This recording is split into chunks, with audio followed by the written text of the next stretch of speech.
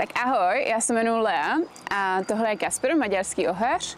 A doma máme ještě Plutosaura, což je evropský sáňový pes, a s oběma se věnujeme canicrossu. Mí psi jsou pro mě vrcholoví sportovci a proto se jim snažím dávat veškerou možnou péči, i co se týká výživy. A proto jsem si vybrala Kanisla, protože znám jeho majitele a vím, že je to člověk, který rozumí psí výživě, především psí sportovní výživě. Mezi moje nejoblíbenější produkty patří Recharger, což je taková kaše, která se dává právě po tréninku. A tady u Kaspíka, u toho jsme 3 roky zpátky řešili těžkou autoimunitní nemoc a naštěstí je to už jako v pohodě, ale u něho fakt dbám na to, aby jeho imunitu nic nevykolejilo, a proto pravidelně používáme i Imunovital. Kromě Rechargeru a Imunovitalu mám hrozně ráda i Recovery, což je takové pitíčko po tréninku a kluci se na ně už jako těší a předbíhají se v tom, kdo ho vypije rychleji.